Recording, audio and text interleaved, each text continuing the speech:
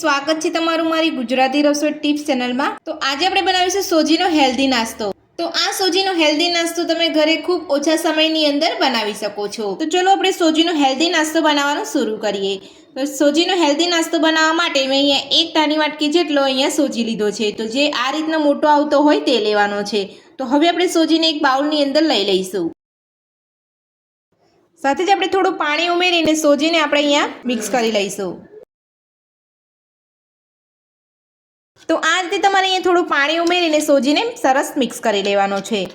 તો સોજીને આપણે અહીંયા સરસ મિક્સ કરી લીધો છે। તો હવે આપણે તેની અંદર ઝીણી સમારેલી ડુંગળી ઉમેરીશું, સાથે ઝીણા સમારેલા ટામેટા ઉમેરીશું, ઝીણા સમારેલા કેપ્સિકમ ઉમેરીશું। તો હવે આપણે તેની અંદર ઝીણા સમારેલા લીલા મરચાં ઉમેરીશું। તો લીલા મરચાંનું પ્રમાણ તમે તમારા ટેસ્ટ પ્રમાણે વધતું કે ઓછું કરી શકો છો। તો જો તમે અહીંયા નાના છોકરાઓ માટે આ નાસ્તો બનાવતા હોય તો મરચાંનું પ્રમાણ તમારે અહીંયા ઓછું રાખવાનું છે। તો હવે આપણે તેની અંદર સ્વાદ પ્રમાણે મીઠું ઉમેરીશું। બધું સરસ મિક્સ કરી લઈશું। તો મેં અહીંયા સોજીને પાણીમાં પલાળ્યો છે। જો તમે અહીંયા દહીંમાં કે છાશમાં પલાળવા માંગતા હોય તો તમે દહીં કે છાશમાં પણ પલાળી શકો છો। તો હવે આપણે બધું સરસ મિક્સ કરી લઈશું। તો મને અહીંયા થોડું પાણી ઓછું લાગી રહ્યું છે એટલે હું થોડું અહીંયા પાણી ઉમેરું છું।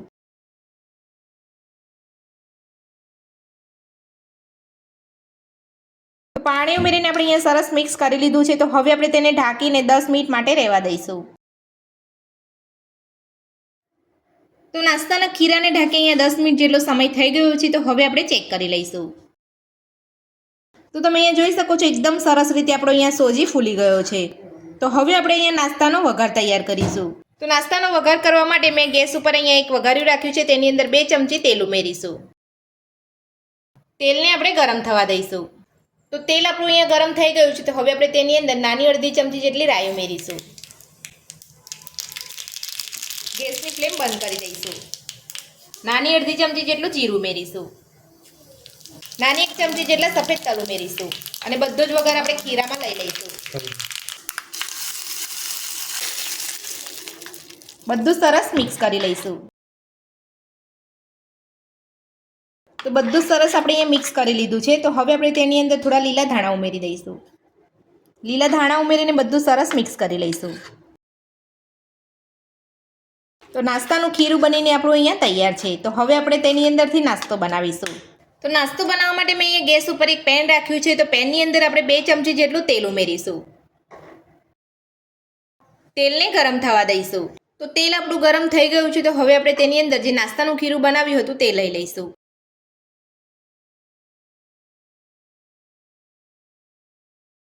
તો જે રીતે તમારે એ નાસ્તાની સાઈઝ રાખવાની હોય એટલું તમારે અહીંયા ખીરું લેવાનું છે।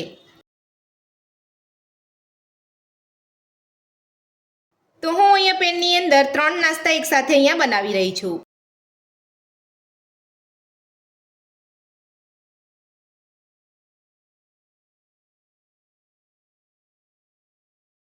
તો હવે આપણે નાસ્તાને ગેસની મીડિયમ ફ્લેમ ઉપર ઢાંકીને 2 મિનિટ માટે કૂક થવા દઈશું। તો નાસ્તાને ઢાંકી અહીંયા 2 મિનિટ જેટલો સમય થઈ ગયો છે। તો હવે આપણે ચેક કરી લઈશું। તો તમે જોઈ શકો છો નાસ્તાનો અહીંયા ઉપરનો કલર બદલાઈ ગયો છે। તો હવે આપણે નાસ્તાને પલટાવી લઈશું। તો આ રીતે કલર બદલાય એટલે તમારે નાસ્તાને પલટાવી લેવાનો છે।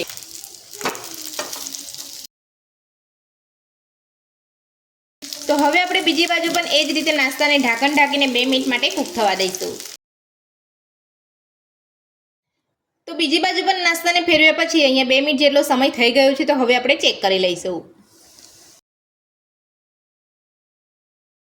બીજી બાજુ પણ આપણો નાસ્તો એકદમ સરસ અહીંયા કૂક થઈ ગયો છે।